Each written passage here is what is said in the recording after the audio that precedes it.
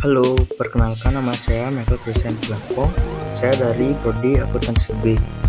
Kali ini saya akan menjelaskan tentang beberapa kebijakan akuntansi. Yang pertama ada dasar akrual.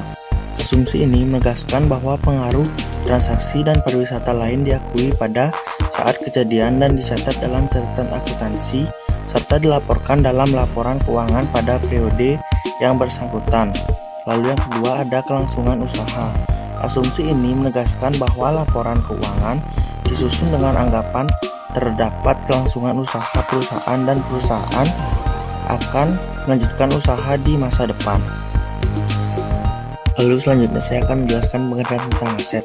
Aset adalah sumber daya yang dikuasai oleh perusahaan sebagai akibat dari peristiwa masa lalu dan dari mana manfaat ekonomi di masa depan diharapkan akan diperoleh perusahaan.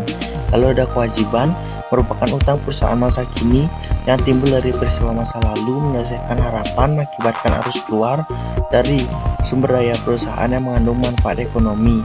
Lalu ada ekuitas adalah hak residual atas aset perusahaan setelah dikurangi semua kewajiban.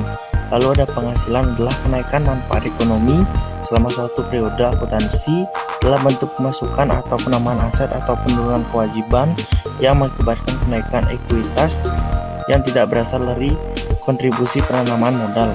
Lalu ada beban adalah penurunan manfaat ekonomi selama suatu periode akuntansi dalam bentuk harus keluar atau berkurangnya aset atau terjadi kewajiban yang mengakibatkan penurunan ekuitas yang tidak menyangkut pembagian kepada penanaman modal. Lalu ada penyajian kewajiban. Yang pertama ada kewajiban jangka pendek, lalu ada kewajiban jangka panjang, lalu ada kewajiban lain, modal disetor, dan yang terakhir laba ditahan.